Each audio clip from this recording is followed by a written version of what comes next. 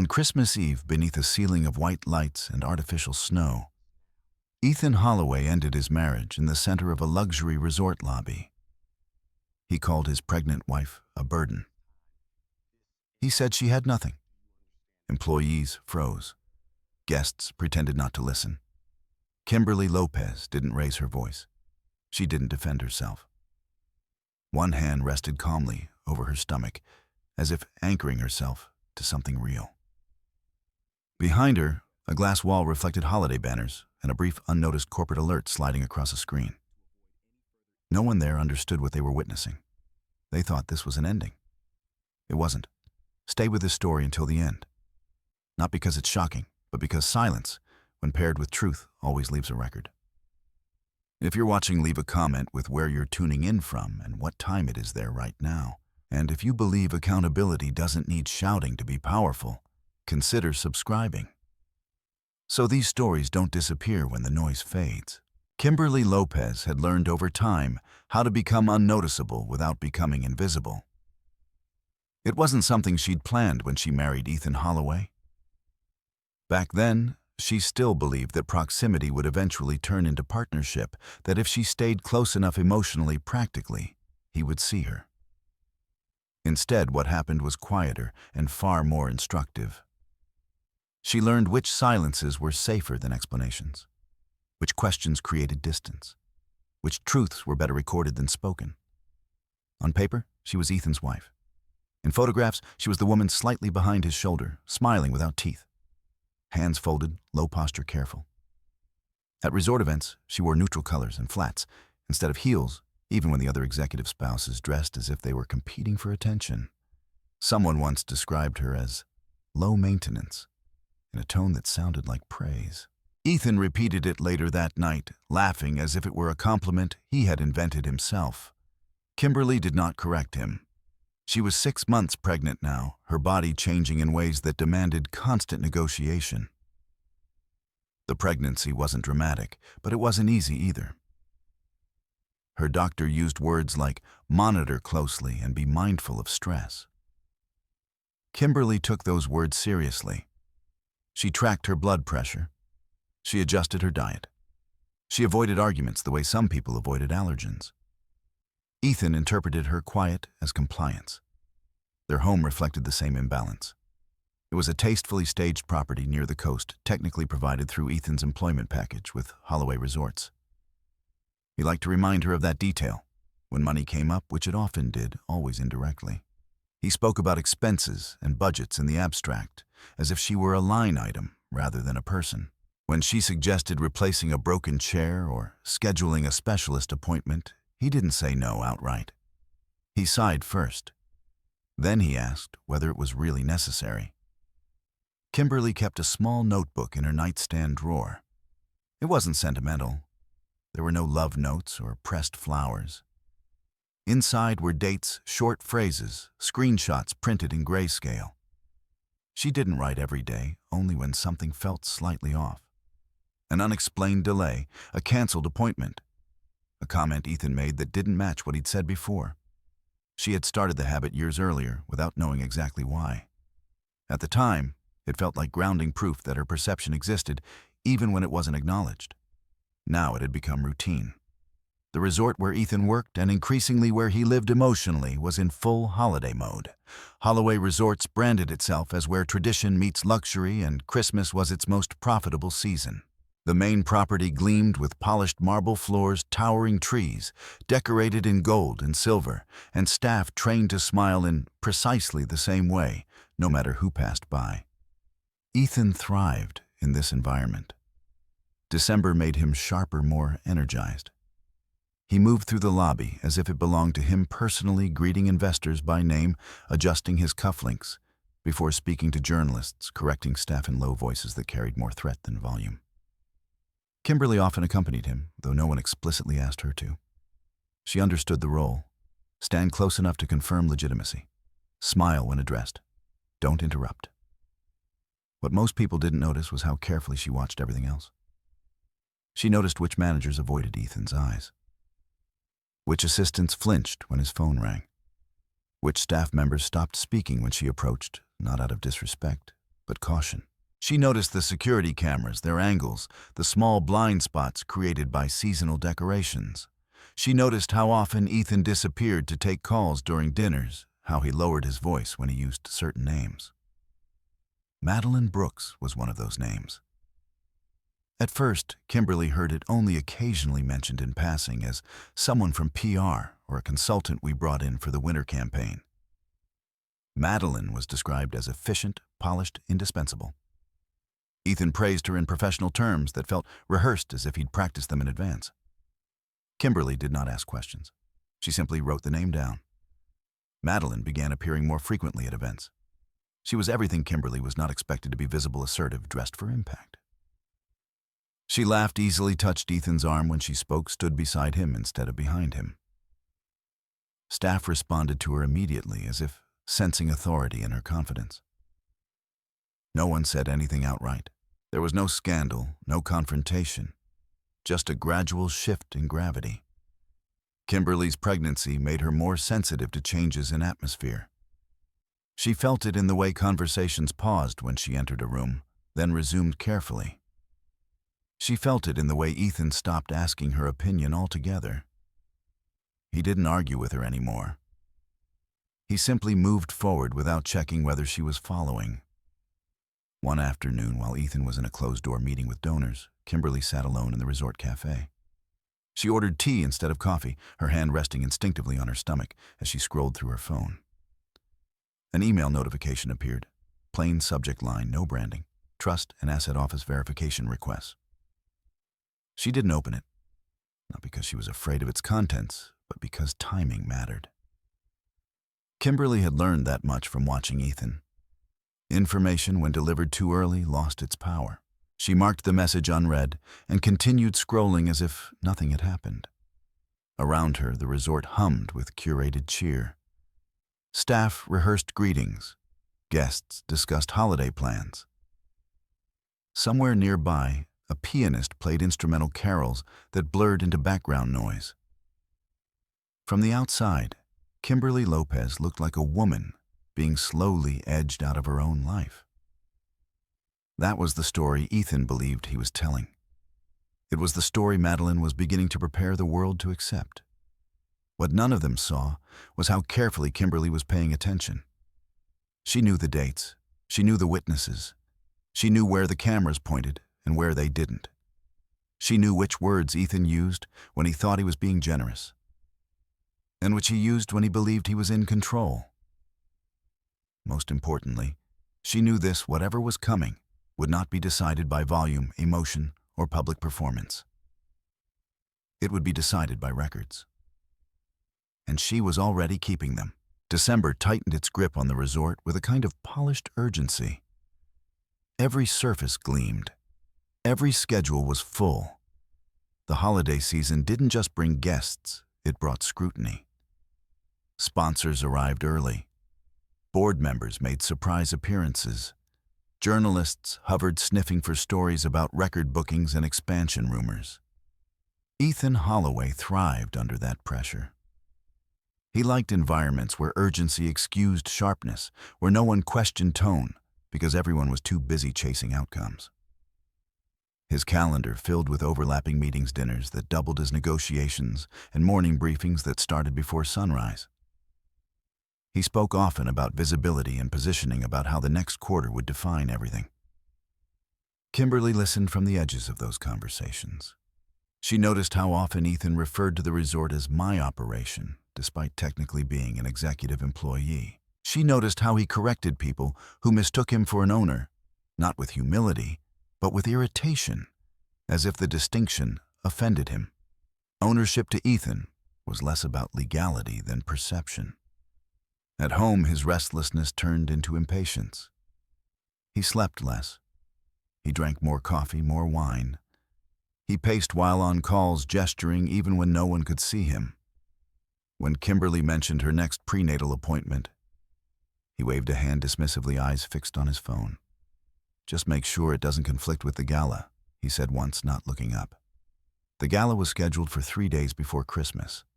It was meant to be a showcase, donors, partners, local officials, all under one roof. Madeline Brooks had taken over most of the planning. Her presence in their lives was no longer subtle. She texted Ethan directly. She stayed late at the resort. She began appearing at their house under the pretense of last-minute revisions. Kimberly watched these developments without comment. Outwardly, she appeared compliant. Inwardly, she adjusted. Her pregnancy required more frequent monitoring now. Her doctor warned her about stress, about blood pressure spikes, about the cumulative effects of emotional strain. Kimberly nodded, took notes, followed instructions carefully. She never mentioned Ethan's behavior. She had learned that naming a stressor didn't always reduce it. Sometimes it amplified it. Instead, she compartmentalized. She scheduled appointments early in the morning or late in the afternoon, avoiding the resort's busiest hours. She carried snacks in her bag to manage nausea. She wore looser clothing, not just for comfort, but to avoid comments. Ethan disliked visible reminders of anything that complicated his image. At one appointment, while waiting in a quiet examination room, Kimberly finally opened the email from the Trust and Asset Office. The message was concise, formal, and unmistakably real. They requested confirmation of her identity in relation to an irrevocable holding trust. They referenced documentation established years earlier. They asked to schedule a call with her legal representative present. Kimberly read the email twice, then a third time. She felt no surge of triumph, no rush of vindication. If anything, she felt steadier. The message didn't change her reality, it confirmed it. Everything she had been carrying quietly, deliberately now, had a procedural echo. She replied with a brief acknowledgement and suggested a time after the holidays. When she returned home that evening, Ethan was already there, pacing the living room with his phone pressed to his ear. Madeline's voice carried faintly through the speaker, sharp, efficient, urgent. Kimberly set her bag down, slowly moved to the kitchen and poured herself water. She didn't interrupt. She didn't announce herself. When Ethan ended the call, he looked irritated, not at Kimberly exactly, but at the interruption her presence represented. "We're going to have to be very careful over the next 2 weeks," he said, as if briefing a subordinate. "Everything's under a microscope." Kimberly nodded. "Of course." He glanced at her midsection, then away. "You understand why optics matter right now." "I do," she said calmly. What he didn't understand, what he never bothered to ask, was how deeply Kimberly understood optics. She had lived beneath him for years. The gala came and went without incident. Kimberly attended as expected. She stood beside Ethan when required, smiled, when addressed excused herself early when fatigue set in. Madeline handled the spotlight, effortlessly moving between conversations with practiced ease.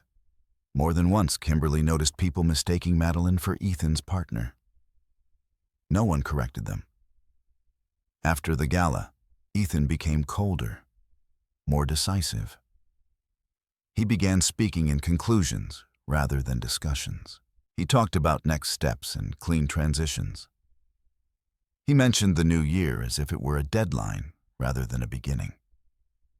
2 days before Christmas, Kimberly received a call from Ruth Anderson. Ruth's voice was measured, professional, devoid of emotion. She introduced herself as counsel associated with the trust referenced in Kimberly's email. She asked whether Kimberly was in a private place. Kimberly stepped outside, the winter air sharp against her skin. Ruth explained the basics, nothing Kimberly didn't already know, but everything Ethan had never imagined. The trust structure, the holding company, the controlling interest. The reason Kimberly's name did not appear on public documents. "Your mother was very clear," Ruth said. "Privacy was a condition, not a suggestion." Kimberly listened, her hand resting over her stomach as if anchoring herself. She asked practical questions about timing, about procedure, about what would happen if Ethan discovered the truth prematurely. Ruth answered carefully, "That would complicate matters. Not legally, but emotionally. And emotionally complicated situations often lead to reckless decisions." Kimberly understood that. They agreed to speak again after Christmas. That night, Ethan barely spoke to her. He moved through the house with a sense of finality, packing documents into a leather briefcase, checking his phone repeatedly. When Kimberly asked whether he wanted dinner, he shook his head. "I have a lot to think about," he said. She did too. Christmas Eve arrived quietly. Snow machines hummed outside the resort coating walkways in artificial winter. The lobby filled with guests in festive attire, laughter echoing beneath the vaulted ceilings. Staff moved briskly, rehearsed smiles in place. Kimberly dressed carefully that morning. Neutral colors, comfortable shoes, a coat that concealed her pregnancy just enough to avoid commentary. She reviewed her notes one last time. Dates, names, locations. She didn't know exactly what Ethan planned, but she knew where he would do it. Public spaces made him feel powerful. As she stepped into the lobby that evening, the air felt different, charged, anticipatory. Ethan was already there, standing near the center, Madeline close at his side. He looked composed, resolved. Kimberly approached slowly, her movements deliberate, her expression unreadable. Around them, the resort glowed with holiday cheer. What no one else could see was the invisible architecture beneath the scene, the records already preserved, the emails already archived, the legal mechanisms quietly aligning themselves with time. Ethan believed he was about to end something. Kimberly knew better. If Ethan Holloway had been asked when his marriage began to feel like a liability, he would have struggled to name a specific moment. In his mind, the shift wasn't a decision, but an inevitability. It crept in through small inconveniences, missed dinners, unanswered calls, the visible weight of responsibility that pregnancy brought with it. To Ethan, anything that slowed momentum felt like failure. He had always believed in forward motion. Even his affection operated on momentum, present when things were smooth, withdrawn when friction appeared. Kimberly's quiet nature, once appealing in its simplicity, had become in his private vocabulary an obstacle. Madeline Brooks understood this about him almost immediately. She had been hired initially as an external public relations consultant to manage the resort's winter branding strategy. On paper, her role was temporary. In practice, she positioned herself as indispensable within weeks. She anticipated Ethan's needs before he voiced them. She framed his instincts in language investors appreciated. She never challenged him in front of others. When Kimberly first met Madeline formally, it was during a late afternoon meeting in one of the resort's glass-walled conference rooms. Kimberly had brought tea and sat quietly at the end of the table, flipping through her notebook while Ethan and Madeline spoke in overlapping sentences about press releases and donor optics. Madeline acknowledged Kimberly with a polite smile, brief, controlled, professional. Not hostile, not warm, strategic. Kimberly recognized the expression immediately. She had seen it before on people who decided her relevance before learning her name. From that day forward, Madeline's presence became constant. She joined Ethan for sight walks. She stayed for dinners that ran late. She texted him updates well past midnight. When Kimberly mentioned needing the car for a medical appointment, Ethan frowned and asked whether it could be rescheduled. Madeline needed him on site that morning. Kimberly did not protest. She adjusted. What she did instead was pay attention to the pattern. Madeline's influence grew in direct proportion to Kimberly's disappearance. Ethan began introducing Madeline as my right hand at events, then later simply by name, as if her role no longer required explanation. Staff responded accordingly. Requests that once went through Kimberly now bypassed her entirely. The shift was subtle, but unmistakable. Kimberly noticed how Madeline spoke to Ethan now, never emotionally, always strategically. She didn't ask for reassurance or affection. She offered solutions. She framed herself as an asset, not a burden. Ethan responded to that language instinctively. At home, the change manifested as a silence. Ethan no longer asked Kimberly about her day. He stopped sharing details. Their conversations became logistical, transactional. One evening, as Kimberly folded laundry in the bedroom, Ethan stood in the doorway, scrolling through his phone. "We need to talk about expectations," he said, not looking up. Kimberly paused, hands resting on a folded towel. Okay? This year is critical, he continued. I can't afford distractions. I need everything streamlined. She waited. You've been tired a lot, he added, and emotional. I don't want that to reflect poorly. Kimberly nodded once. She did not argue the characterization. She had learned that challenging his framing only hardened it. That night, she wrote the conversation down. Not his tone, just the words. She noted the date. At the resort, holiday preparations intensified. Staff worked longer hours. Schedules shifted daily. Tension thickened beneath the curated cheer. Kimberly moved through it all like a shadow present, but unnoticed. She noticed how often Madeline occupied the spaces that used to be hers. The seat beside Ethan at dinners, the whispered conversations during meetings, the casual familiarity with which she touched his arm, adjusted his tie, corrected his phrasing. No one called it what it was. They didn't need to.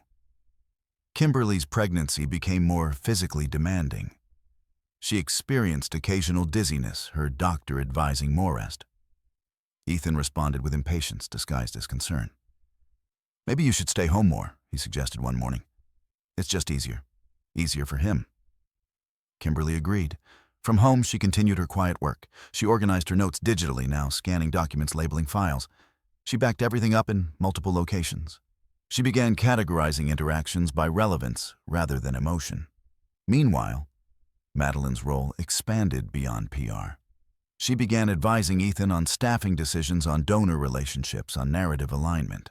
Her language was precise, her tone calm.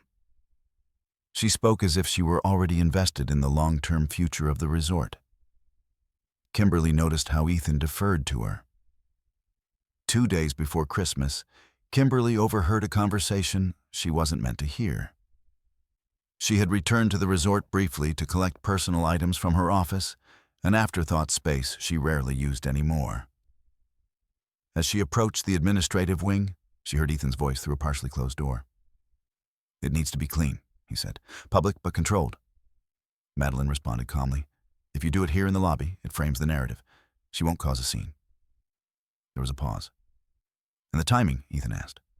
Christmas Eve, Madeline said. It looks decisive, like closure. Kimberly stood still, her hand resting against the wall to steady herself. She didn't step closer. She didn't record the audio. She didn't need to. She had already documented enough. She returned home quietly and packed a small bag. Nothing dramatic, just essentials. Documents, her notebook, medical records. She placed the bag near the door, out of sight. That evening, Ruth Anderson called again. We're ready when you are, Ruth said. Kimberly looked at the tree in the corner of the living room, its lights glowing softly. After tomorrow, she replied, I want everything done properly. Ruth understood. Christmas Eve arrived exactly as planned. Ethan positioned himself in the center of the lobby, Madeline at his side. Guests gathered, staff hovered. The space felt theatrical, though no one would have named it that aloud.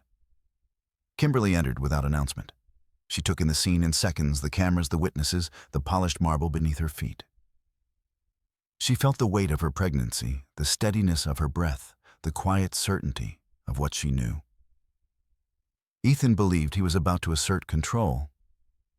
Madeline believed she was managing optics. Neither of them realized that the record had already been created. All that remained was time. The morning of Christmas Eve unfolded with deceptive calm.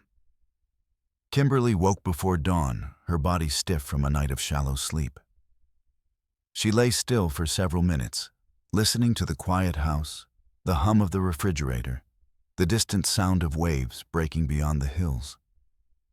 Ethan was already gone. His side of the bed was cold, the sheets undisturbed.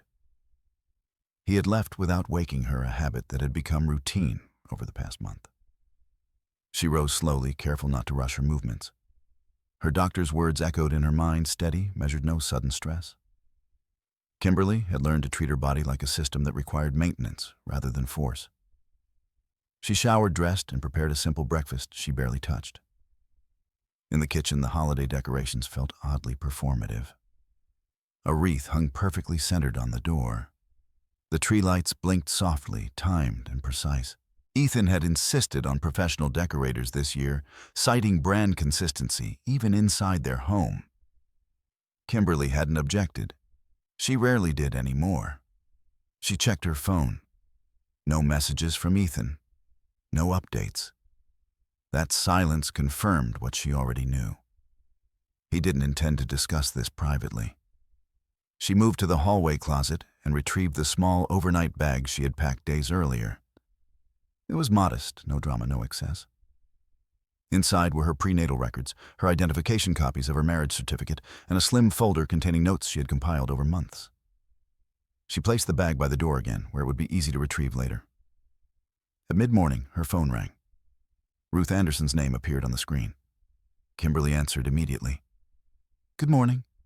"Good morning, Kimberly," Ruth said. Her voice was crisp, controlled. "I wanted to check in before the holiday. Are you safe?" The question was not emotional. It was procedural. Kimberly appreciated that. "Yes," she replied. "I will be." Ruth paused briefly. "Based on what you told me earlier this week, it sounds like your husband intends to make a public move. Today." "Yes." "Then timing becomes critical," Ruth said. "I want to be very clear about what you should and should not do." Kimberly listened carefully as Ruth outlined the boundaries. Do not respond emotionally. Do not correct him publicly. Do not reveal ownership. Allow the incident to stand as documented fact. Your silence, Ruth said, will be evidence. Kimberly understood.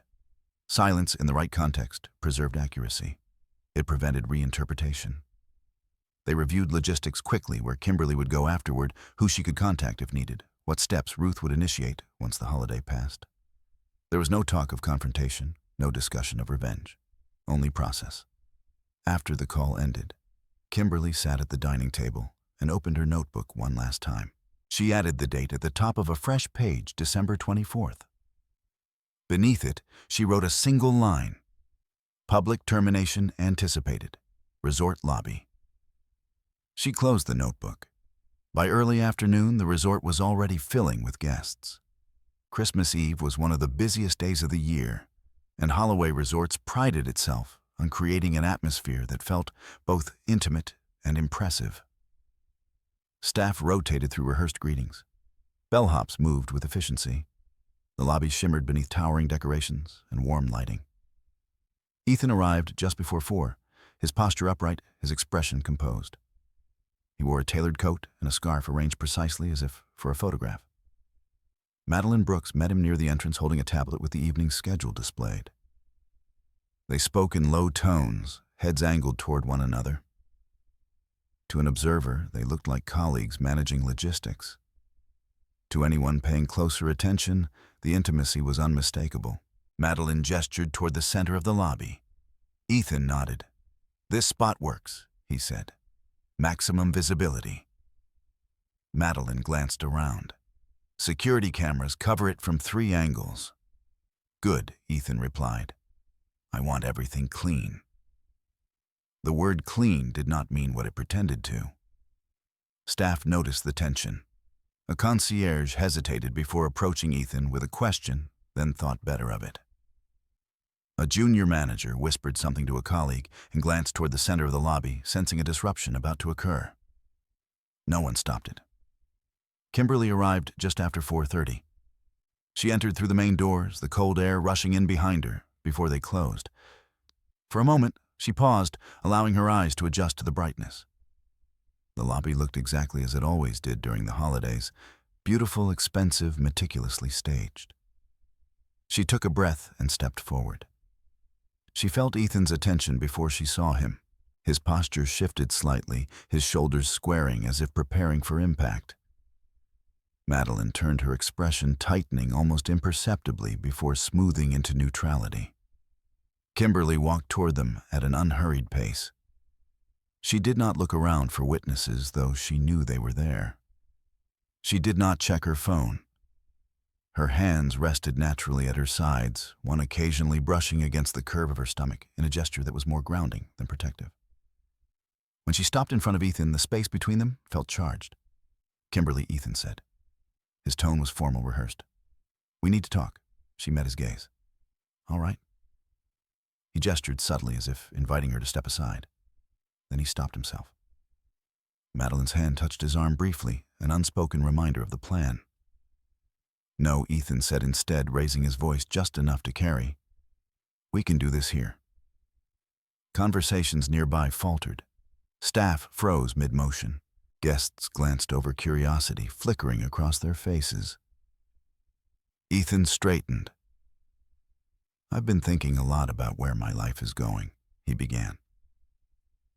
"And I've realized that this," he gestured vaguely toward Kimberly, "isn't working." The words were careful, chosen to sound reasonable. "You've become dependent," he continued. "And I can't carry that anymore. Not now. Not with everything I've built." Kimberly said nothing. Ethan mistook her silence for weakness. He pressed on. "You don't contribute," he said. "You don't understand what it takes to maintain this level. And frankly, you're holding me back." A few people shifted uncomfortably. Someone near the concierge desk looked down, pretending to focus on paperwork. Kimberly felt the weight of the moment settle around her. The baby shifted slightly, a reminder of something real amid the performance. She lifted her head. "Are you finished?" she asked quietly. Ethan blinked momentarily, thrown by the calmness of her voice. "I'm saying I want a divorce," he said more sharply now. "Effective immediately." Kimberly nodded once. "Then I'll need a copy of whatever paperwork you intend to file," she said. "And I'll be leaving now." There was no accusation in her tone, no plea, just procedure. She turned and walked away. Behind her, the lobby seemed to exhale. Conversations resumed in hushed tones. Staff avoided eye contact. Madeline leaned toward Ethan, whispering something that sounded reassuring. Ethan watched Kimberly's back retreat toward the exit, satisfaction flickering briefly across his face. He believed the matter settled. What he did not realize, what none of them realized yet, was that this moment, preserved in memory and record, would soon be examined not as a breakup, but as evidence. Kimberly stepped outside into the cold evening air. She retrieved her bag from where she had left it earlier that day, her movements steady. She did not look back. The cold outside the resort was sharper than Kimberly expected. It cut through the fabric of her coat and settled into her joints, a reminder that her body was carrying more than one weight now. She paused just beyond the automatic doors, letting the night air steady her breathing. Inside, the glow of the lobby spilled outward, warm, golden, unreal. Laughter drifted faintly through the glass, already reclaiming the space she had just vacated. Kimberly adjusted the strap of her bag on her shoulder and walked toward the curb. She didn't hurry. There was no reason to. Her phone vibrated once. A message from Ruth Anderson sent moments earlier. "I saw the timestamp on the security feed request come through. You did exactly what you needed to do." Kimberly didn't reply yet. She stepped into the waiting car she had arranged earlier that afternoon, a practical decision made without drama. As the door closed behind her, she allowed herself to lean back against the seat, her hand resting over her stomach. Only then did the full reality of what had happened begin to settle. Inside the resort, Ethan Holloway was still standing exactly where he had delivered his speech. Madeline remained close at his side, her posture angled protectively toward him, as if shielding him from any lingering discomfort. "Well done," she murmured. "You kept control." Ethan exhaled slowly, the tension draining from his shoulders. "It needed to be done," publicly Madeline added. "So there's no confusion." He nodded. People need to see clarity. What he didn't see was the ripple he had created. Near the concierge desk, a junior employee stared at her screen without absorbing any of the information displayed. Two housekeepers whispered to one another near the elevator bank, their voices low but urgent. A manager sent a quick text to someone off-site, choosing her words carefully. No one challenged Ethan outright. But something had shifted. Ethan mistook the silence for approval. Madeline guided him toward the bar area, already reframing the moment in her mind. By morning, she would have a narrative prepared, measured, sympathetic, respectable. She had done this before. Stories, when shaped correctly, could erase almost anything. Outside, Kimberly's car pulled onto the road. The driver glanced at her in the rearview mirror, hesitating. "Where to?" Kimberly gave the address calmly. A medical-adjacent hotel, not far from the resort. She had chosen it deliberately, quiet, discreet, accustomed to guests who needed rest rather than celebration. As the car moved away, she watched the resort fade into the distance. The lights blurred slightly, her vision momentarily clouded not with tears, but with exhaustion. She closed her eyes and focused on her breathing, counting slowly until the tension eased. Her phone vibrated again. This time, it was a call. Kimberly Ruth said when she answered, "I'm initiating the formal documentation now." Kimberly listened as Ruth outlined the next steps. The request for CCTV footage, the preservation notice sent to the resort's IT department, the formal record of a public marital termination during pregnancy witnessed by employees and guests. "Everything you didn't say tonight," Ruth explained, "will matter more than what he did." Kimberly understood. Words could be argued. Silence, when paired with context, could not. They ended the call, and Kimberly allowed herself a brief moment of stillness. She pressed her palm gently against her stomach, feeling a faint movement in response. "I know," she whispered softly, though there was no one else to hear. "We're okay." The hotel room was clean, quiet, and unremarkable. Kimberly appreciated that. She set her bag down, removed her coat, and sat on the edge of the bed. For several minutes, she did nothing at all. Then, methodically, she began to work. She opened her laptop and logged into the secure folders she had maintained for months. She uploaded notes, timestamps, names. She labeled the file clearly December 24th, public termination. She added a brief summary objective, unemotional. Location, witness density. Key phrases used, her own response. When she finished, she sent the file to Ruth. Outside the window, snow machines continued to coat the resort grounds in artificial winter. Guests posed for photographs. Children laughed. The holiday continued untouched. Inside the resort, Ethan was already moving on. He and Madeline joined a small group of investors near the fireplace. Ethan spoke confidently about upcoming expansions, about streamlining leadership and aligning personal life with professional priorities. He smiled when appropriate, laughed at the right moments. Someone asked about Kimberly. "She won't be joining us anymore," Ethan said smoothly. "We've gone our separate ways." Madeline placed a supportive hand on his arm. There were nods of understanding, murmurs of sympathy. What Ethan didn't realize was that several of the people listening had witnessed the scene earlier. They had seen Kimberly's posture, her restraint. They had heard his words, the way he framed her pregnancy as inconvenience rather than responsibility. They didn't challenge him, but they remembered. Back in her hotel room, Kimberly received an email from the Trust and Asset Office. Subject, confirmation received, next steps. She opened it calmly. The message outlined upcoming meetings, legal timelines, and procedural safeguards. It confirmed what Ruth had already explained. Kimberly Lopez was the controlling interest holder of the holding company that owned Holloway Resorts. Her name had been intentionally shielded from public records to preserve privacy and prevent precisely the kind of leverage Ethan had attempted to exercise. Kimberly read the email carefully. She forwarded it to Ruth and closed her laptop. For the first time that evening, she allowed herself to lie down.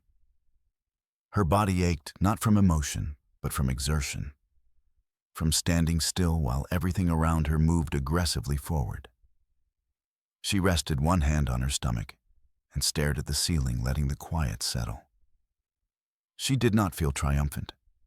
She felt resolved.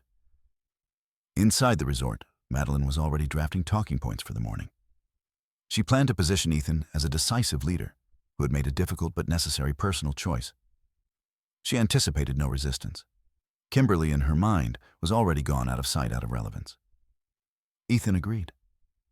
He returned home late that night, moving through the house with a sense of finality. He didn't notice the absence of Kimberly's bag, the cleared nightstand drawer, the subtle signs of departure. He assumed she would collect her things later quietly, without complication. He poured himself a drink and stood by the window, watching the lights in the distance. He believed the story was over. What he didn't know, what he couldn't know yet, was that the story had only just begun to move. Because while he had chosen spectacle, Kimberly had chosen record. And records, unlike performances, do not fade with applause. Kimberly woke before sunrise, her body heavy, but her mind unusually clear. The hotel room was still insulated from the artificial cheer of the resort just a few miles away. For a moment, she lay quietly listening to the muted sounds of early morning. An elevator bell down the hall, distant traffic, the soft hum of climate control.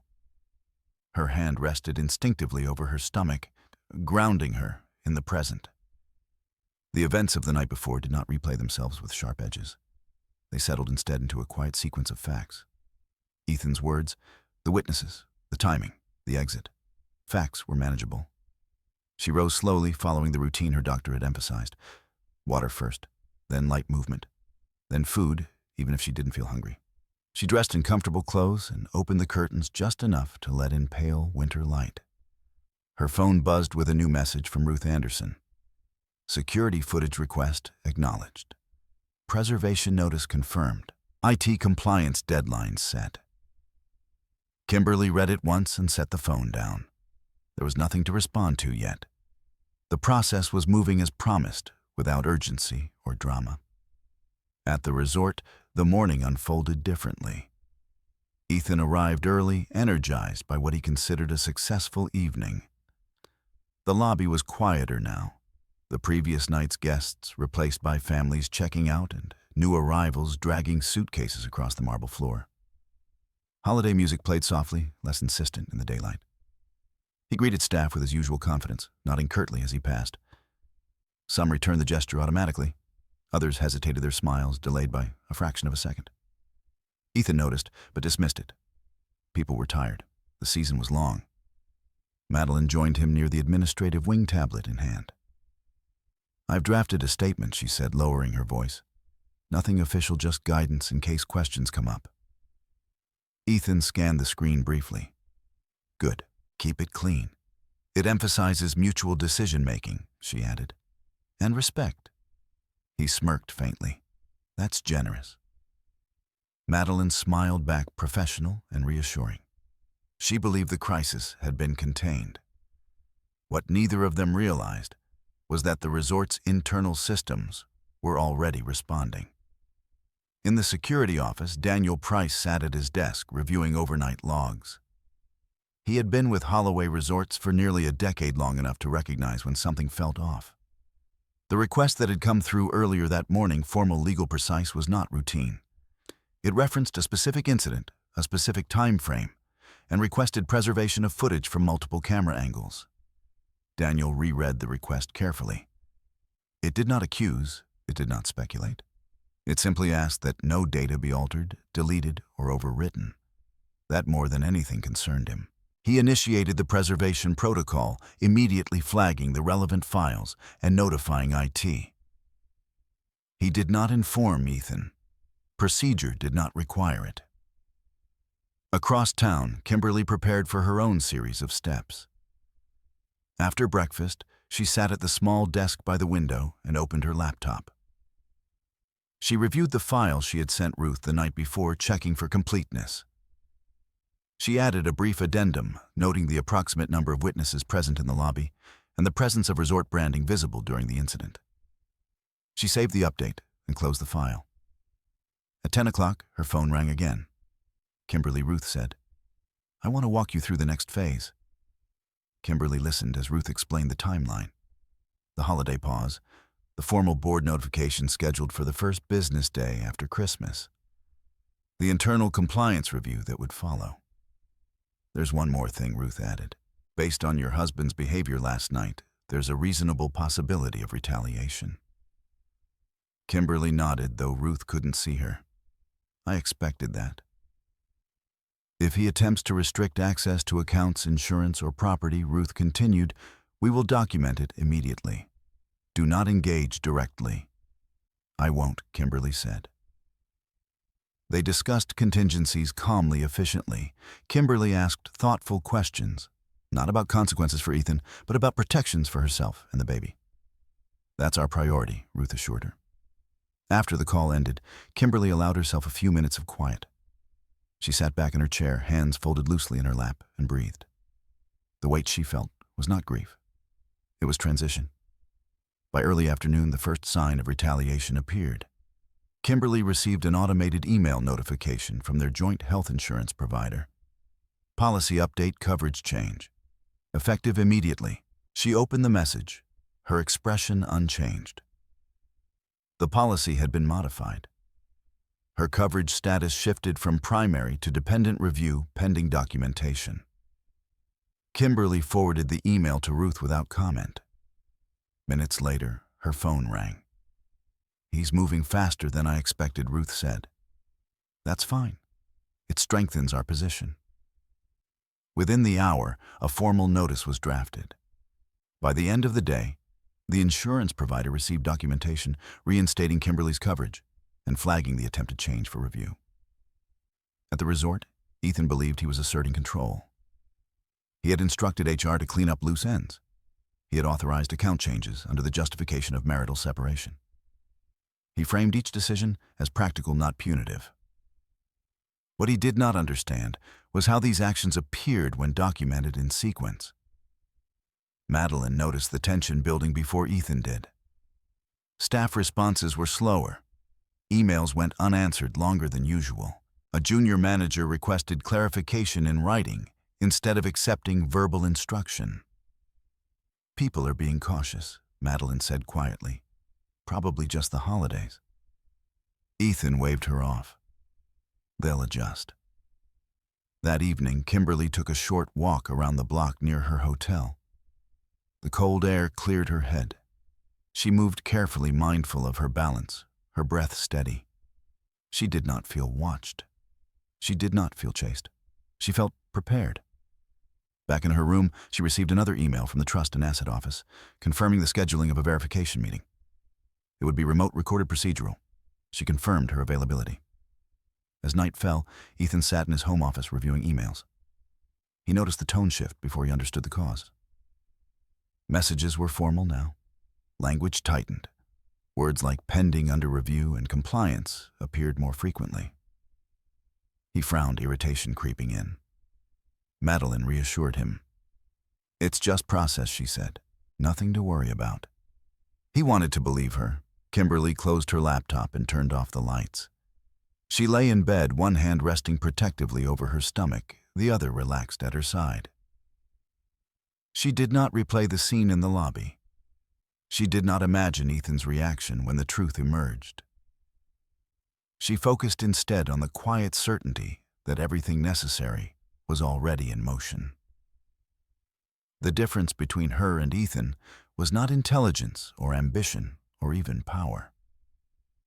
It was patience. And patience, when paired with records, always arrived at the same destination. The days between Christmas and the New Year moved slowly, as if time itself had decided to tread carefully. For Kimberly, the pause was welcome. It allowed her body to settle after the strain of the past week, and it gave the legal process room to unfold without interference. She spent most mornings, resting afternoons, organizing documents, evenings on quiet calls with Ruth Anderson. There was no urgency in their conversations, only precision. Ruth explained the structure again, this time in fuller detail. Kimberly's ownership of the resort chain did not exist as a single line item or a dramatic reveal. It was layered, insulated by design. A holding company sat between public-facing operations and private ownership. That holding company was governed by an irrevocable trust established years earlier under her mother's direction. Kimberly was the sole beneficiary and controlling authority, though day-to-day operations were delegated to executives, people like Ethan. "This structure protects you," Ruth said. "Not just financially, personally." Kimberly understood now why her mother had insisted on distance, why her name never appeared on donor lists, why she had been encouraged to live plainly, to choose privacy over recognition. It had never been about humility. It had been about safety. Ethan's career had thrived precisely because he believed he was indispensable. Because he believed proximity to power equaled ownership of it. The structure ensured that belief could never become leverage. On the third day after Christmas, Kimberly attended the remote verification meeting. She sat at the small desk in her hotel room, her laptop positioned carefully, lighting neutral. She wore a simple blouse, her hair pulled back neatly. Nothing about her appearance suggested wealth or authority. That was intentional. On the screen appeared two representatives from the Trust and Asset Office, along with Ruth. The meeting followed a strict script: identity confirmation, historical documentation, legal acknowledgments. Kimberly answered every question calmly, her responses concise. She did not volunteer information. She did not explain motivations. When the meeting concluded, the lead representative nodded once. "Verification complete," he said. "Proceeding to next phase." Kimberly closed her laptop and sat back. It was done. At the resort, tension continued to build in quieter ways. Daniel Price, the security supervisor, received follow-up requests regarding the footage. Additional timestamps, extended preservation parameters, requests routed through legal channels, signed, documented. Daniel complied without commentary. He did not speculate. But he did notice that the requests referenced not just the lobby incident, but subsequent actions, account changes, access restrictions, internal communications. Someone was building a case. He forwarded each request to IT and logged his compliance carefully. Ethan, meanwhile, grew increasingly frustrated. His attempts to reassert control met resistance, not open defiance, but delay. An HR request sat unanswered for hours. A finance approval came back flagged for review. A scheduled meeting with a regional manager was postponed due to calendar conflicts. Madeline assured him this was normal holiday slowdown. But Ethan felt something slipping. At home, the house felt emptier. Kimberly's absence lingered in small ways: the cleared drawer, the quiet kitchen, the lack of routine. Ethan dismissed the discomfort as adjustment. She chose this, he told himself. What he didn't acknowledge was the pattern forming around him. The way his decisions were now being questioned, not emotionally, but procedurally. The way his authority required justification where it hadn't before. Kimberly spent one afternoon reviewing her notes from earlier months. She noticed details she hadn't fully understood at the time. Emails Ethan had sent late at night, authorizing transfers without oversight. Casual instructions to staff to handle it off the books. Comments made in passing that suggested a sense of ownership he did not legally possess. She flagged each instance and forwarded them to Ruth. Ruth responded with a single line: "This will be important." On December 30th, the first formal notice went out.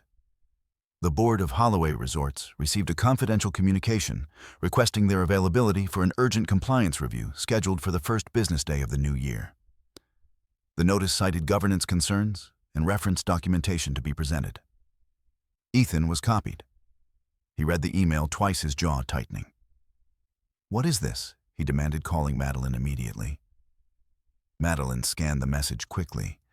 "It's probably routine," she said, though her tone lacked conviction. "Compliance reviews happen. Not like this," Ethan snapped. "Not with legal counsel copied." Madeline hesitated.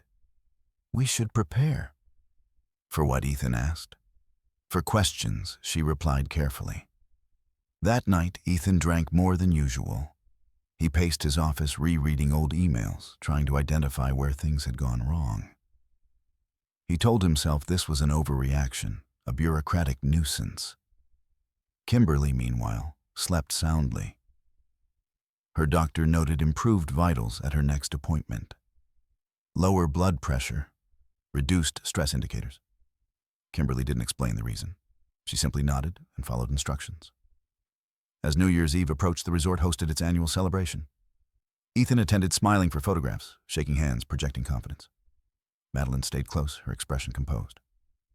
Behind the scenes, IT finalized the preservation of data. Legal teams reviewed documentation. Board members skimmed files that raised uncomfortable questions. The new year arrived quietly for Kimberly. She watched the clock turn from her hotel room, a cup of tea cooling beside her. There were no resolutions, no celebrations. Just a sense of alignment. She checked her email once more before bed. A message from Ruth awaited her. Board meeting confirmed, January 3rd. You will attend. Kimberly closed her laptop and turned off the light. She did not feel anxious. She felt ready. Because the truth, when structured properly, did not need force. It needed only time and a room willing to listen. And soon that room would be filled. The first business day of the new year arrived with a brittle kind of clarity. For Ethan Holloway, it felt like an interruption. He had expected the momentum of December to carry forward press coverage, donor follow-ups, expansion discussions. Instead, his inbox greeted him with a series of messages that shared a common tone. Formal, cautious, unmistakably legal. He arrived at the resort earlier than usual, driven by a need to reassert presence. The lobby was quieter now, stripped of most holiday decorations. Trees had been dismantled, ornaments boxed away. Without the seasonal gloss, the space felt more honest and less forgiving. Madeline Brooks met him near the administrative wing, her tablet tucked tightly under her arm. "I've spoken to legal," she said, lowering her voice. "They're advising restraint." Ethan frowned. Restraint from what? From acting, she clarified. From making changes. From communicating informally. He scoffed. "I'm still in charge." Madeline didn't contradict him. She had learned that doing so directly only hardened his resistance. Instead, she reframed. "You're visible," she said. "That's different from being unchecked." The distinction irritated him. What Ethan didn't see, what he couldn't see yet, was the pattern forming behind the scenes. At 9:14 a.m., the finance department flagged a series of expense reports for internal review. They were small, individually travel reimbursements, vendor payments, but together they formed a trail.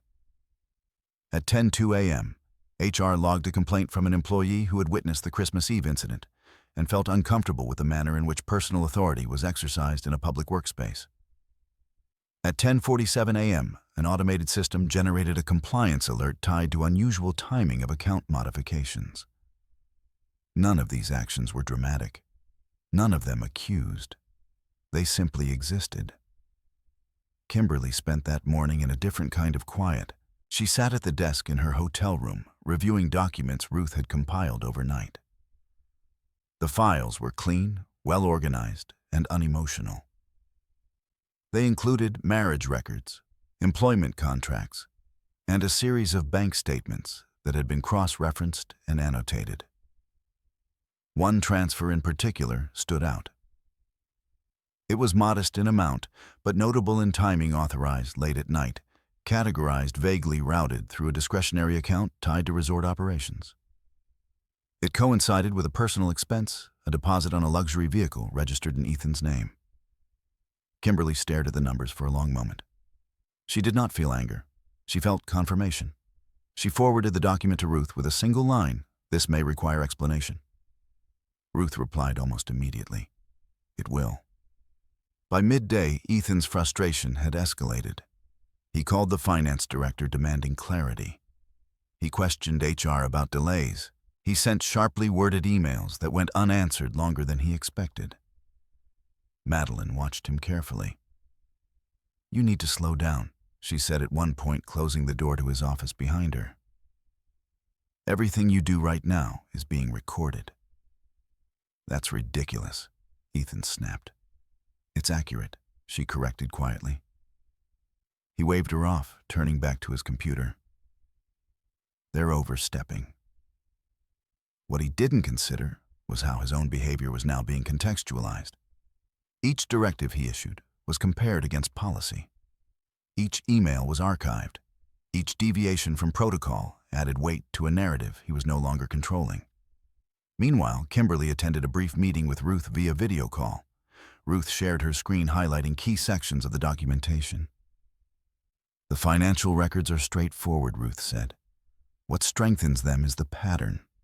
Timing, repetition, the lack of disclosure.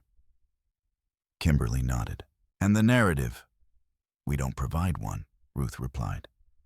We provide facts. Let the board do the rest. They discussed the upcoming compliance meeting. Kimberly would not speak first. She would not interrupt. She would answer questions if asked. Your restraint is not weakness, Ruth reminded her. It's credibility. Kimberly understood. That afternoon, Madeline made her first miscalculation. In an effort to stabilize perception, she sent a carefully worded email to select stakeholders framing the Christmas Eve incident as a mutually agreed separation and emphasizing Ethan's continued leadership. The email was polite, professional, misleading. Within an hour, it had been forwarded quietly without commentary to legal counsel. By evening, Madeline realized what she had done.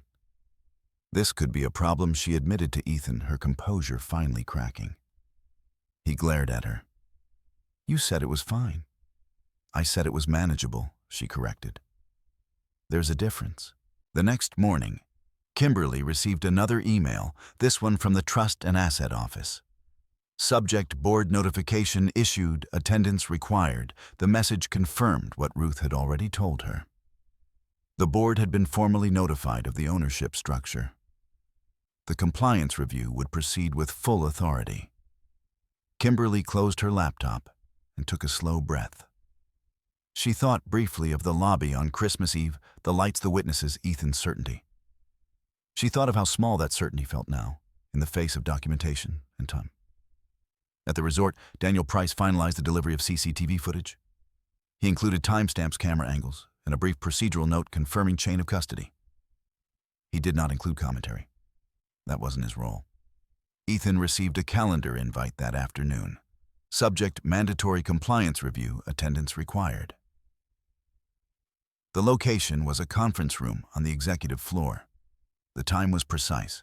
The invite included a list of attendees, board members, legal counsel, HR representatives. Kimberly's name appeared at the bottom. Ethan stared at the screen, disbelief giving way to irritation. Why is she on this? He demanded, calling Madeline again. Madeline's voice was tight. Because she has standing. Standing for what he snapped. Madeline hesitated. I don't think you understand the full scope. That night, Ethan went home early. He poured a drink he didn't finish. He sat in the quiet house, scrolling through old messages, trying to locate the moment when control had slipped from his grasp. He didn't find it, because the moment hadn't been singular. It had been cumulative. Kimberly spent the evening reviewing her notes one last time. She added nothing new. There was nothing left to add. She closed the notebook and placed it back in her bag. Outside, the city settled into its post-holiday rhythm. Decorations came down. Schedules resumed.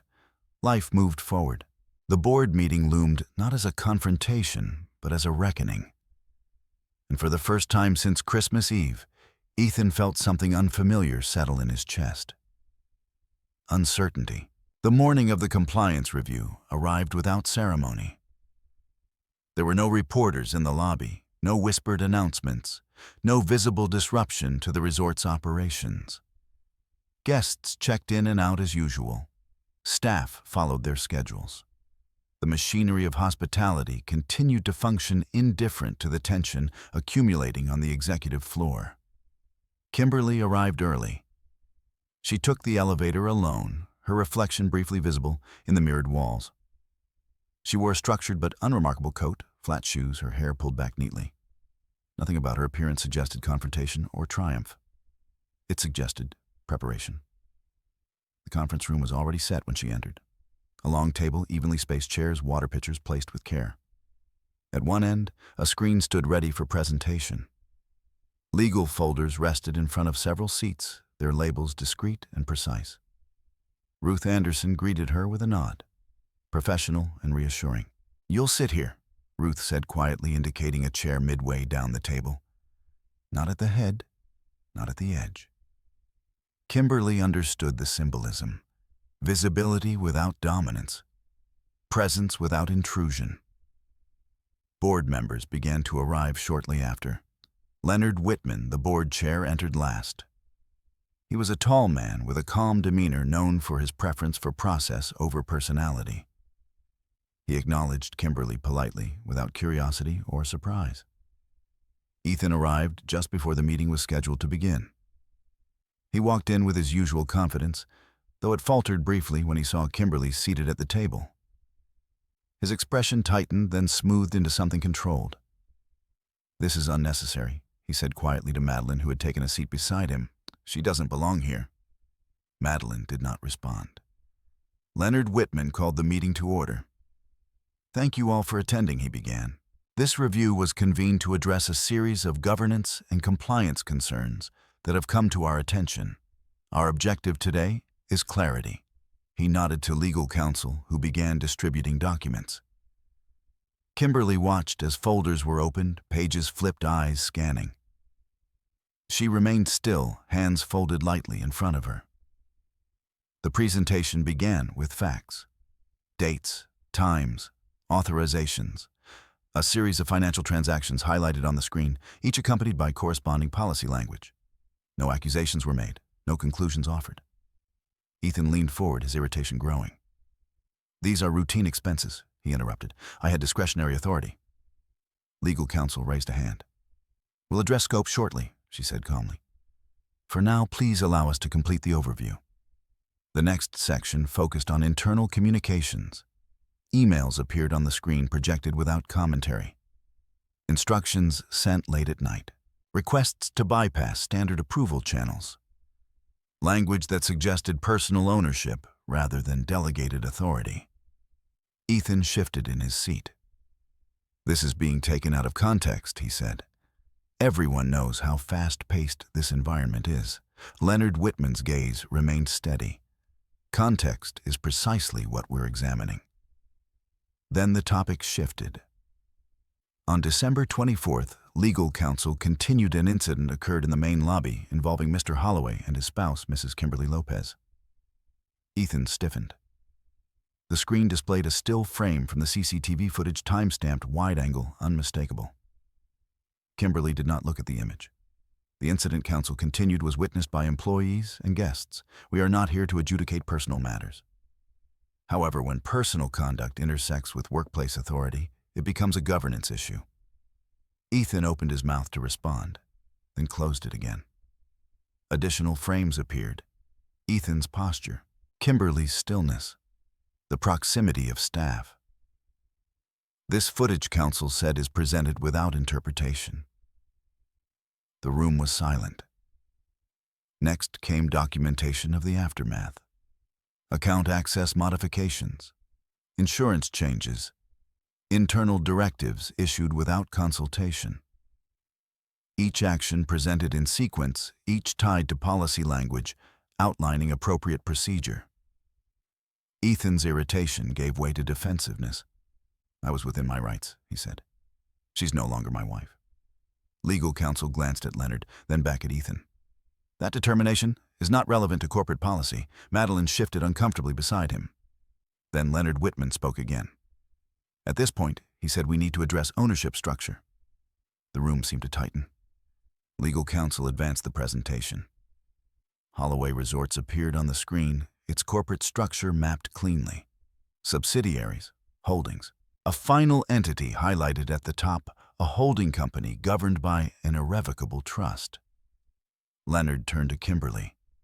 "Mrs. Lopez," he said, "for the record, can you confirm your role?" Kimberly lifted her gaze calmly. "I am the sole beneficiary and controlling authority of the holding trust," she said. "I have been so since its establishment." Her voice was steady, factual. The room absorbed the statement in silence.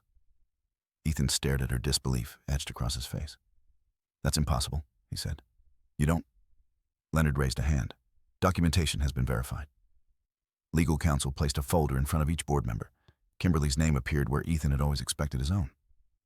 Ethan's voice rose. "This is some kind of setup. Is a structure," Leonard corrected.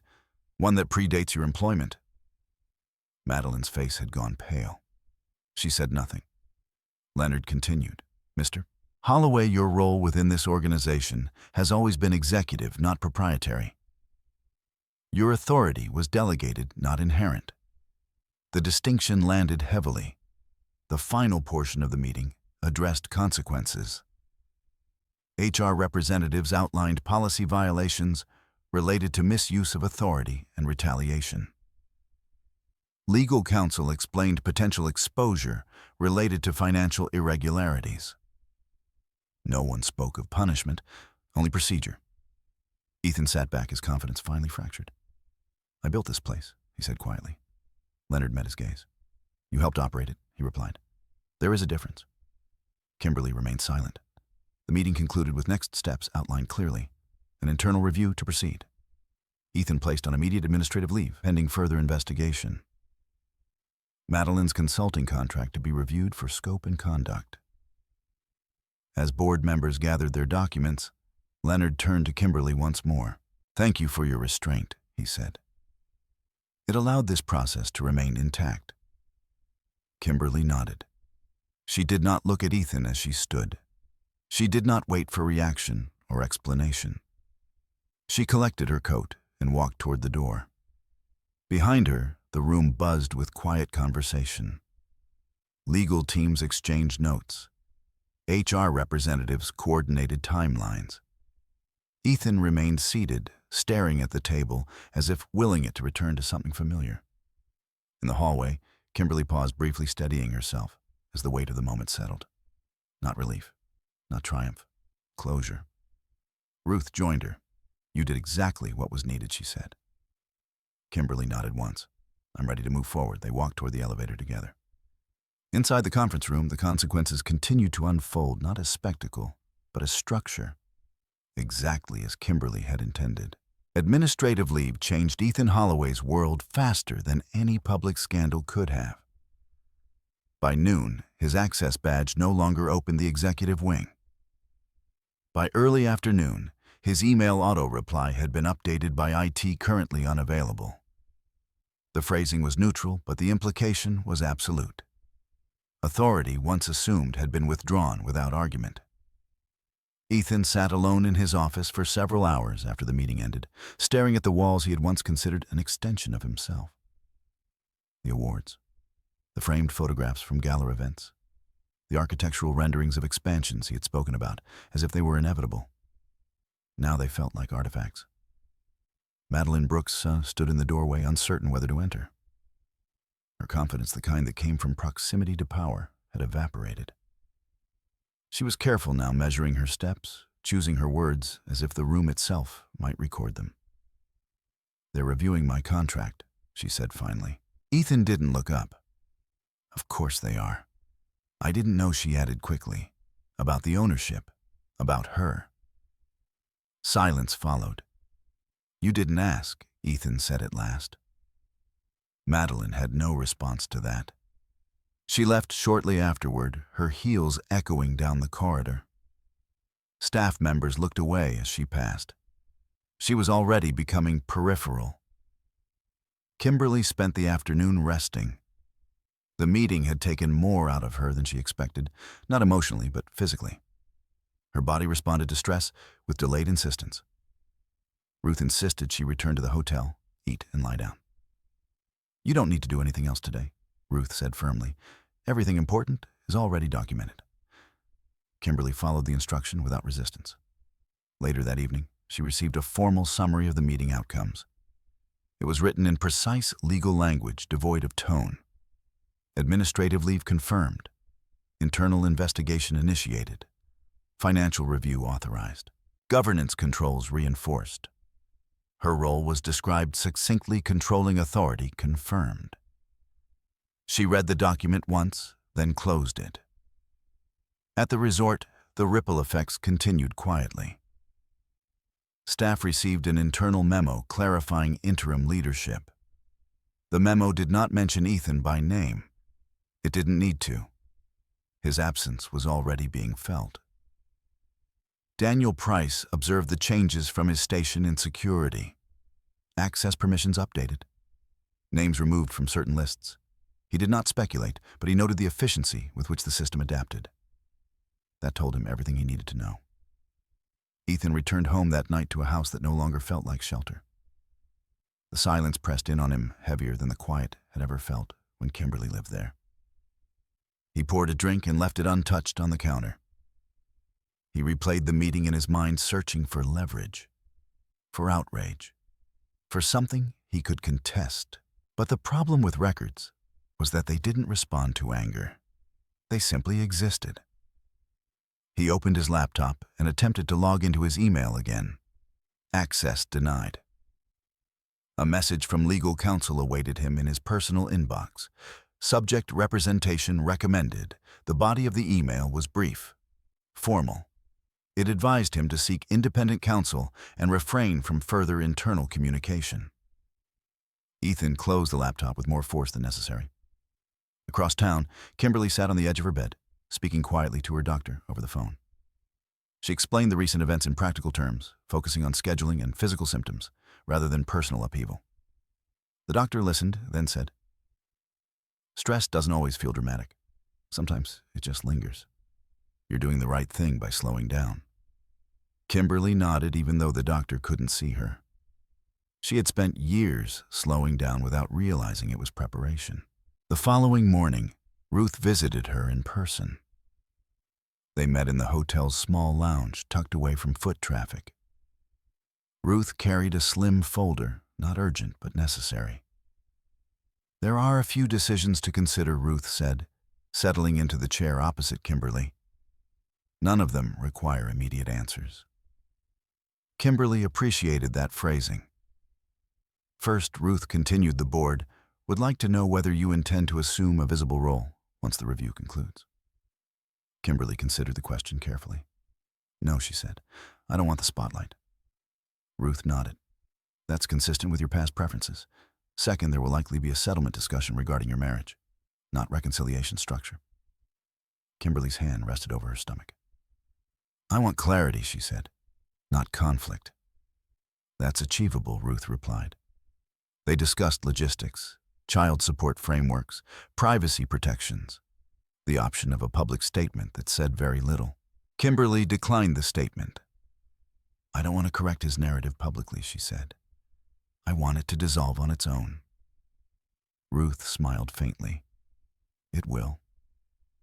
At the resort, Madeline packed her things. Her contract review had concluded swiftly. She was thanked for her contributions and informed that her services would no longer be required. The language was courteous, final. She lingered briefly at her desk, gathering personal items. A few staff members watched quietly. No one spoke. She left without incident.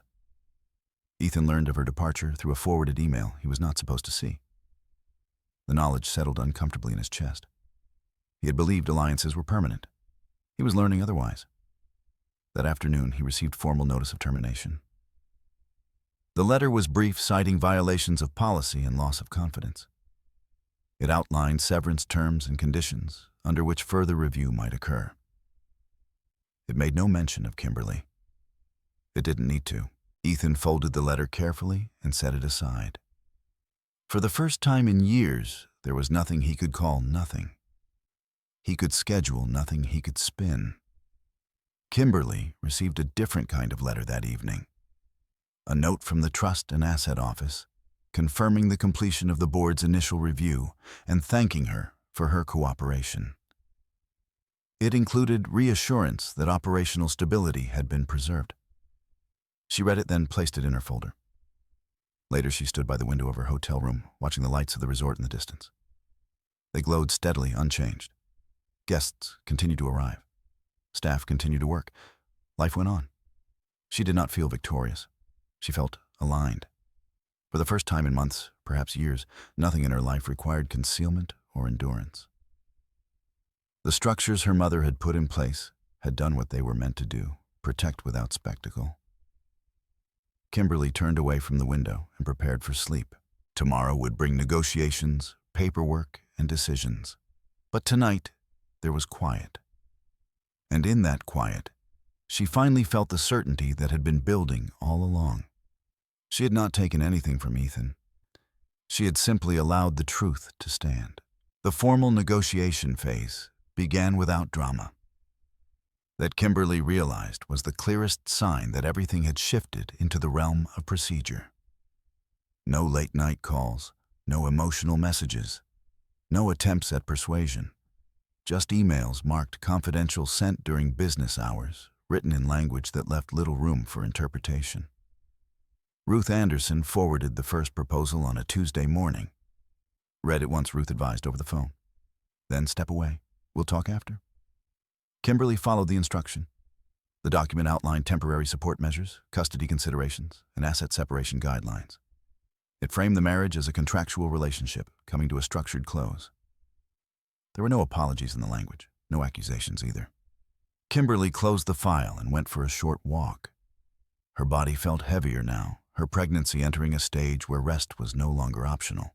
She moved slowly, listening to her breath, noticing the rhythm of her steps. The world around her continued unbothered, people rushing to appointments, cars passing shop windows, still dressed in winter sails. She felt strangely separate from it all, as if standing behind glass. When she returned, she called Ruth back. "I have notes," Kimberly said. "Of course you do," Ruth replied. They reviewed the proposal together. Kimberly's comments were precise. She asked for adjustments that reflected reality, not punishment.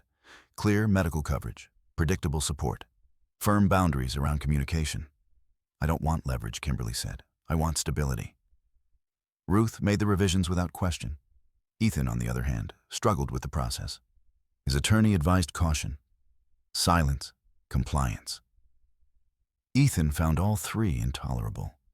He oscillated between indignation and disbelief, still searching for a narrative in which he had been wronged. "This is excessive," he complained during one call. "She's overreaching." His attorney responded evenly. "She's documenting." The distinction frustrated him. He attempted to push back on certain terms, support timelines, access conditions, but each objection was met with reference. Policy, precedent, records. Nothing was personal. It was the impersonal nature of it all that unsettled him most. At the resort, leadership stabilized quickly. Interim executives stepped into roles with efficiency. Staff morale, once strained by uncertainty, began to normalize. There were no public announcements regarding Ethan's departure beyond a brief internal memo citing organizational realignment. Guests continued to arrive. Conferences resumed. The resort's reputation remained intact. Kimberly observed this from a distance. One afternoon, Ruth invited her to review a final set of documents in person. They met in a quiet office building near the medical center, neutral territory by design. The room was small, the furnishings functional. Ruth placed the folder on the table between them. "This covers everything," she said. "Once signed, it moves us toward closure." Kimberly flipped through the pages slowly. She recognized the careful balance Ruth had struck, firm without being punitive, comprehensive without being theatrical. At the end of the folder was a final page, a confidentiality clause. "This applies to both parties," Ruth explained. "It prevents public commentary." Kimberly nodded. "Good." Ruth hesitated briefly. "There is one optional provision," she added. "A personal statement, not public, for the record." Kimberly looked up. "What kind of statement?" "One acknowledging the impact of the public incident," Ruth said. "It wouldn't be released. It would simply exist in the file." Kimberly considered the suggestion. She thought of the lobby, the witnesses, the silence she had maintained. "No," she said finally. "The record already reflects what happened." Ruth smiled faintly. "I thought you might say that." Kimberly signed the documents with a steady hand. The following week, Ethan signed his copy. He did it alone, in his attorney's office, without commentary. The act felt less like resolution and more like capitulation, though he would never have used that word. The settlement moved forward. Kimberly transitioned out of the hotel and into a short-term residence closer to her doctor. The space was small, quiet, intentionally temporary. She unpacked only what she needed. Her days settled into a new rhythm. Appointments, rest, reading, occasional calls with Ruth. One morning she received a message from Daniel Price. It was brief and professional. Footage retention complete. Files archived per legal request. Kimberly read the message and closed it. She did not respond. That chapter was finished. Ethan, meanwhile, attempted to reclaim some sense of control. He reached out to former colleagues, testing connections. He floated ideas about consulting, about starting something new. Responses were polite but distant. People were cautious now. Association carried weight. He told himself it was temporary. One evening, he drove past the resort without stopping. The lights glowed as they always had. Guests moved through the lobby, unaware of the history embedded in the walls. For the first time, Ethan understood what it meant to be peripheral. Kimberly experienced a different kind of realization. During a routine prenatal appointment, her doctor smiled at her chart. "Your stress markers have improved," she said. "Whatever you're doing, keep doing it." Kimberly nodded. Later that day, she sat by the window of her temporary apartment, sunlight warming the room. She opened her notebook, not to add anything new, but to review the pages that had carried her through the past year.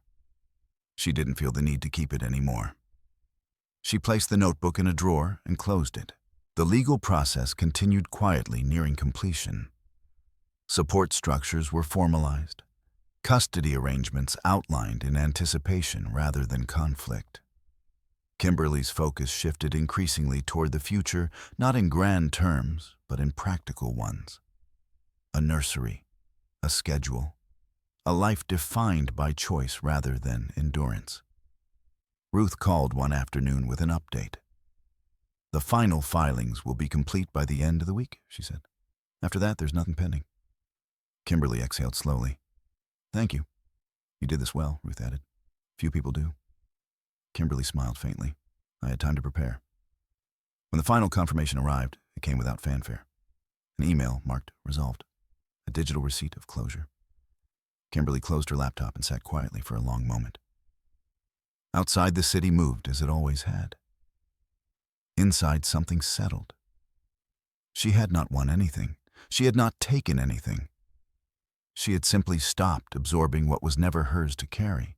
And in doing so, she had created space for herself and for the life she was about to bring into the world. The second board session was not announced. There were no calendar invites copied widely, no preparatory memos circulated through the executive ranks. It appeared instead as a quiet ratification meeting, procedural, confirmatory, and deliberately restrained.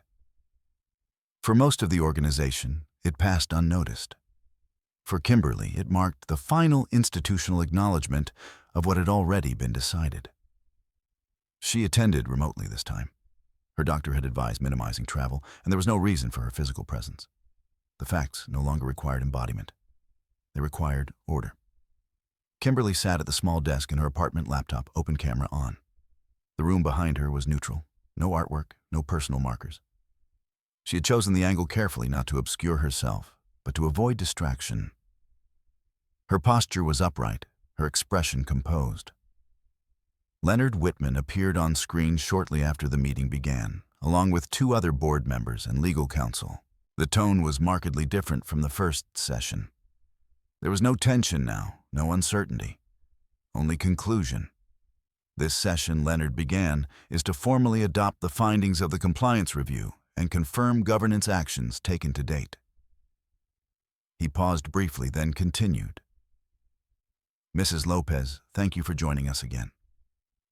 Kimberly nodded. Of course. The review summary was presented succinctly. Findings reiterated. Policy breaches cited. Corrective actions confirmed. Ethan Holloway's termination was noted as finalized. Madeline Brooks's contract conclusion was documented without elaboration. There was no discussion of character, no commentary on intent, only structure. When the summary concluded, Leonard turned to Kimberly. "For the record," he said, "we would like to confirm that you are satisfied with the process as conducted." Kimberly considered the question carefully before answering. "Yes," she said. "The process was thorough and respectful. That was important to me." Leonard nodded. "We appreciate your cooperation and restraint throughout." The word restraint surfaced again. It had followed her quietly through every phase of this process, not as an instruction, but as an observation.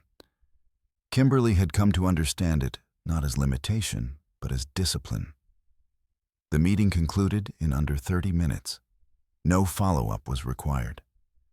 Kimberly closed her laptop and sat still for a moment, letting the silence settle. She did not feel relief so much as completion, a sense that something long in motion had finally come to rest. Later that afternoon, she took a drive. Not to the resort itself, but along the coastal road that ran parallel to it. She parked at a small overlook, stepping out carefully, the winter air cool against her skin. From there, she could see the resort in the distance, its familiar outline rising above the trees, unchanged. Guests moved in and out. Valets opened doors. Life continued. She did not feel the pull to return. The place no longer represented conflict or validation. It was simply a property one she owned, but did not need to occupy emotionally. That evening, Kimberly received a brief message from Ruth. Everything is finalized. There will be no further board actions unless you request them. Kimberly replied with a simple thank you. At the same time, Ethan Holloway sat in a small rented apartment on the other side of the city, scrolling through job listings he did not apply for. His phone remained silent. The network he had once relied upon had thinned quickly, not out of malice but caution. He read articles about corporate governance failures, about executives removed for overreach. None mentioned him by name. That anonymity felt worse than exposure. He drafted an email to Kimberly twice, deleted it both times. There was nothing he could say that would not read as self-serving. Across town, Madeline Brooks updated her resume. She removed Holloway Resorts from the top position, listing it instead under consulting experience dates truncated. She reached out to contacts in a different sector, one less visible one, where association would not be examined as closely. She did not think of Kimberly directly. She thought, instead of proximity, how close she had come to something that was never hers to claim. The resort itself settled into its new rhythm quickly. Interim leadership made decisions without grand gestures. Staff noticed the difference immediately. Meetings ended on time. Requests came with explanations. Authority felt procedural rather than performative. Daniel Price observed these changes quietly. From his station, he watched access logs normalize directives align with policy, and the low-grade tension that had once hung over the executive floor dissipate. He archived the final files related to the case, labeling them according to protocol. Closed. Kimberly spent the next few days focusing on practical matters. She finalized arrangements for her upcoming medical appointments. She selected furniture for a nursery, nothing extravagant, just functional and calming. She established a routine that balanced rest with light activity. One afternoon, she sorted through a box of personal items retrieved from her former home. Most of it was mundane. Clothes, books, a few framed photographs she no longer felt connected to. At the bottom of the box, she found the notebook. She opened it once more, flipping through the pages slowly. Dates, phrases, observations. It felt like reading a map she no longer needed. She closed the notebook and placed it back in the box. Then she sealed it. That night, she slept deeply. The next morning brought a new message from the Trust and Asset Office. Subject: ongoing oversight options. The email outlined optional paths forward: continued delegation of operations, periodic reporting, or the appointment of an external oversight advisor. Kimberly read through the options carefully. She chose continued delegation. She did not need control in the visible sense. She needed alignment. Her reply was brief. Later, as she prepared lunch, her phone buzzed with a news alert. An article about leadership changes at Holloway Resorts, short, factual, unembellished. Ethan's name appeared once without context or commentary. Kimberly read the headline and set the phone down. She did not feel compelled to finish the article. The story had already moved beyond him. That evening, she stood by the window, watching the city lights come on one by one. Her reflection stared back at her, older than she had been months ago, but steadier. She placed a hand over her stomach, feeling a gentle shift. "There's space now," she said softly. "We're going to be fine." Outside, the world continued in its ordinary way. Inside, something had changed permanently, not through confrontation, but through clarity. The institution had spoken, and Kimberly had listened, then stepped forward quietly into the life she had been protecting all along. The consequences did not arrive all at once. They unfolded gradually through letters, filings, and quiet decisions made in rooms far removed from the resort lobby where everything had begun. There were no raised voices, no final confrontations, no moment where anyone declared victory. The system did not require drama to complete its work. It required only follow-through. For Ethan Holloway, the days blurred together. He received formal notices from compliance, from tax advisors, from legal counsel, reminding him of obligations he had once ignored. None of the language was cruel. It was precise. Each sentence reduced the space he had once occupied so comfortably. The internal review expanded beyond his role alone. Financial auditors examined past approvals with renewed scrutiny. They flagged inconsistencies minor in isolation, significant in pattern. Nothing that could be dismissed as misunderstanding. Nothing that could be blamed on someone else. Ethan's attorney advised cooperation. "Resisting will only prolong this," she told him, "and the record does not favor you." Ethan listened, but resentment simmered beneath the surface. He had always believed consequences were something that happened to other people, those without influence, without momentum. He was learning now how fragile momentum could be when it was built on assumption rather than structure. At Holloway Resorts, HR implemented new safeguards. Authority thresholds were adjusted. Documentation requirements reinforced. Managers received updated training on conduct, particularly regarding personal matters intersecting with professional spaces. No one mentioned Kimberly by name. They didn't need to. Her presence was felt in the absence of spectacle, in the clarity of policy, in the quiet acknowledgement that systems worked best when they were not bent to accommodate ego. Kimberly observed these changes through periodic reports sent by the Trust and Asset Office.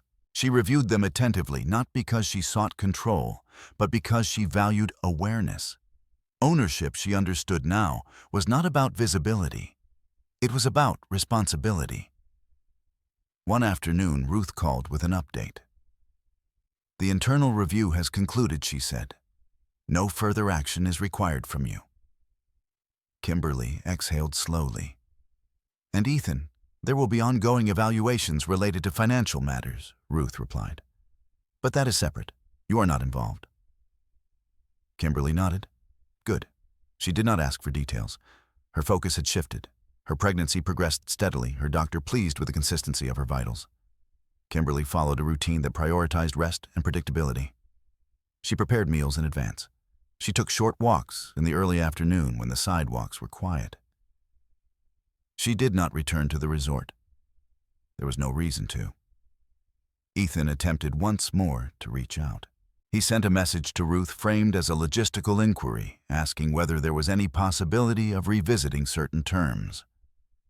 Ruth forwarded it to Kimberly with a single note. No response required. Kimberly read the message and closed it. The silence that followed was not punitive. It was final. Madeline Brooks made her own adjustments. She accepted a position in a different city, a quieter market, one less scrutinized. Her departure from Holloway Resorts faded quickly from memory. In professional circles, she framed the change as a strategic pivot. The truth required no audience. The resort, meanwhile, continued to operate efficiently. Guest satisfaction remained high. Bookings stabilized. The brand's reputation, once thought vulnerable, proved resilient. The changes implemented during the review created an environment that felt less volatile, more predictable. Staff noticed. A concierge who had witnessed the Christmas Eve incident mentioned to a colleague weeks later how different things felt now. Meetings were shorter, expectations clearer, leadership more consistent. No one raised their voice. Kimberly received a handwritten note one morning. It was from a staff member she barely remembered, a woman who had worked near the front desk. "I don't know if you remember me," the note read. I was there that night. I just wanted to say thank you for how you handled yourself. It mattered. Kimberly read the note twice, then folded it carefully and placed it in her drawer. She did not reply, not because she didn't care, but because acknowledgement did not require exchange. The moment had already passed into meaning. As winter edged toward early spring, Kimberly prepared to move again. Her lease was temporary, chosen for convenience rather than permanence. She began searching for a place that felt quieter, less transitional, somewhere she could raise her child without the echo of conflict. She found it in a modest neighborhood not far from the coast, a small house with natural light and a yard just large enough for privacy. Nothing extravagant, nothing symbolic, just sufficient. Ruth reviewed the purchase documents with her, ensuring the transaction remained discreet. The holding structure remained intact. Kimberly's name appeared only where necessary. "This place feels right," Kimberly said, standing in the empty living room during the final walkthrough. "That's usually the best metric," Ruth replied. The move happened without attention. Kimberly unpacked slowly, arranging her space with care. She set up the nursery last, choosing soft colors and simple furniture. As she worked, she felt a sense of quiet anticipation, not urgency, but readiness. Ethan drove past the resort one final time before moving out of the city. He did not stop. The building stood as it always had, solid, indifferent. He understood now that it had never belonged to him, not in the way he had believed. His reflection in the car window looked unfamiliar, stripped of context. He drove on. Kimberly's days grew slower. She spent mornings reading, afternoons resting, evenings preparing small things, labels, lists, plans. The world felt less demanding now, its edges softened by predictability. One evening, she received confirmation from Ruth that all remaining legal matters were closed. "No loose ends," Ruth said. "You're free." The word free did not resonate immediately. Freedom, Kimberly realized, was not absence of constraint. It was absence of fear. She thanked Ruth and ended the call. That night, she stood on the porch of her new home, the air cool, the sky darkening. She listened to the sounds of the neighborhood, distant conversation, a dog barking, the hum of traffic far away. She placed one hand over her stomach and breathed deeply. There was no audience, no vindication, only continuity. The system had done what it was designed to do. It had corrected imbalance without humiliation. It had returned authority to where it belonged. And Kimberly, having trusted it, had emerged intact. Spring arrived without announcement. There were no ceremonies marking the change, just longer, light in the mornings, softer air in the afternoons, and the slow retreat of winter's heaviness. For Kimberly, the season shift felt less like renewal and more like alignment. Things were not beginning again. They were settling into their proper places. Her new home filled gradually, not with furniture, but with rhythm.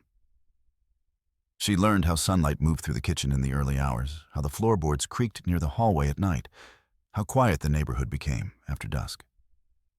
These details mattered more to her now than appearances or scale. They told her what kind of life this would be. Predictable, contained her own.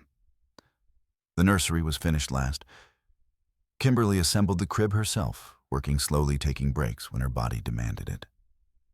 She chose neutral colors, soft fabrics, nothing that announced intention too loudly. There was no rush. Her doctor reminded her often that stability mattered more than preparation. "You've created a low-stress environment," the doctor said during one appointment. "That's not accidental." Kimberly smiled faintly. "No," she said, "it isn't." She no longer kept the notebook with her. It stayed in a sealed box in the back of a closet, not because she wanted to forget, but because she no longer needed to remember with precision. The system now held the record. Her role in maintaining it had ended. Occasionally, she received operational summaries from the Trust and Asset Office, quarterly updates, performance indicators, routine confirmations. She reviewed them calmly, responded when necessary, delegated when appropriate. She did not attend board meetings. She did not appear in promotional material. She remained what she had always intended to be, present, but unexposed. The resort thrived. Under stabilized leadership, Holloway resorts regained a sense of internal coherence. Decisions were documented. Authority flowed through defined channels. The volatility that had once shadowed executive decisions dissipated. Guests noticed nothing. That was the point. Ethan Holloway did not reappear in Kimberly's life. There were no further messages, no attempts at explanation or apology. His name surfaced occasionally in articles about leadership transitions and whispers among industry professionals, but always without context. He became a footnote, not a headline. For a time, Kimberly wondered whether she should feel something about that. She didn't. What she felt instead was a growing sense of quiet competence. The confidence that came not from triumph, but from having endured without distortion. She had not reshaped herself to survive the conflict. She had remained intact. One afternoon, as she sorted mail at the kitchen table, she found a final envelope from Ruth Anderson. Inside was a brief note. All files are closed. Records retained per standard policy. If you need anything in the future, you know how to reach me. Kimberly folded the note and placed it in a drawer. That chapter was finished. As her due date approached, her world narrowed in a way that felt grounding rather than restrictive. Appointments became more frequent, movements more deliberate. Her body demanded attention, and she gave it willingly. On a quiet evening, she sat in the nursery, the room dim, except for the soft glow of a lamp.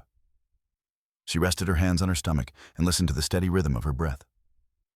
She thought briefly of the resort lobby on Christmas Eve. Not with pain, with clarity. The memory no longer held charge. It existed now as a reference point, not a wound. A moment where she had chosen not to react, not to perform, not to defend. A moment where she had trusted that structure would speak louder than impulse. That trust had been rewarded. When labor began weeks later, it did not feel dramatic. It felt purposeful. Kimberly followed the instructions she had been given. She called the numbers she had saved. She moved through the process with the same steady focus that had carried her through everything else. There were no witnesses beyond those who needed to be there. No audience. No narrative to manage. Hours later, as she held her child for the first time, the weight of the past months settled into something quieter than relief. Resolution. She had not escaped something. She had arrived somewhere. In the weeks that followed, Kimberly allowed herself to disappear from public view entirely. She declined updates unless necessary. She ignored industry news. She focused on the small, consuming work of care-feeding schedules, sleep rhythms, the strange intimacy of learning another human being's needs. Her life shrank, and in that shrinking, it deepened. One morning, while rocking her child near the window, she watched a delivery truck pass by, then a neighbor walking a dog, then nothing at all. The world moved gently now, no longer demanding explanation or defense. She did not think about Ethan. She did not think about Madeline. She did not think about the boardroom or the lobby or the files. She thought only about the present moment and how rare that had once felt. Months later, when she finally visited the resort again, it was without notice. She arrived alone, midweek dressed simply. She walked through the lobby, unnoticed, just another guest among many. The marble floors gleamed, as they always had. The air smelled faintly of citrus and polish. No one recognized her. That felt right. She stood for a moment near the spot where everything had begun, observing the flow of people, the quiet efficiency of staff.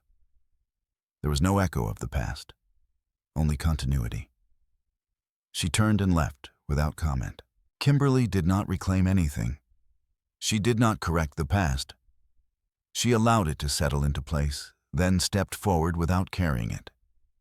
That was the difference between power and dignity. Power demanded recognition. Dignity did not. And as she returned to her life contained deliberate, her own Kimberly understood something she had not known before. Silence, when chosen rather than imposed, was not absence. It was authority. In the end, this story was never really about money, power, or even betrayal. It was about how people respond when they believe no one is watching. And how quietly choosing dignity can change the entire outcome. Kimberly did not win because she was richer, smarter, or more connected. She won because she understood something many people never do: that truth does not need to be loud to be permanent. While others rushed to control the narrative, she focused on controlling herself. While others spoke, she observed. While others performed strength, she practiced it. There is a moment in many lives when injustice happens in plain sight. A moment when speaking out feels tempting, even necessary. And sometimes it is. But this story reminds us that there is another kind of courage. The courage to stay grounded, to document, instead of explode, to let systems and facts speak where emotions would only blur the record. Kimberly never tried to humiliate anyone. She never asked for applause. She didn't need to prove her worth to the people who underestimated her. She simply removed herself from harm, protected what mattered most, and trusted that integrity paired with patience would do its work. And it did. The most powerful part of this story isn't the reversal of fortune. It's the reminder that you don't have to become cruel to survive cruelty. You don't have to shout to be heard. You don't have to explain yourself to people committed to misunderstanding you. Sometimes the strongest response is restraint. Sometimes the cleanest justice is procedural. Sometimes the bravest choice is to walk away with your dignity intact and let life correct the rest. If this story resonated with you, I'd love to hear your thoughts. What part stayed with you the longest? Have you ever chosen silence, patience, or integrity when reacting? Would have been easier. Share your reflections in the comments. And if you value stories that explore quiet strength, moral clarity, and justice without spectacle, consider subscribing to the channel. These stories aren't about outrage.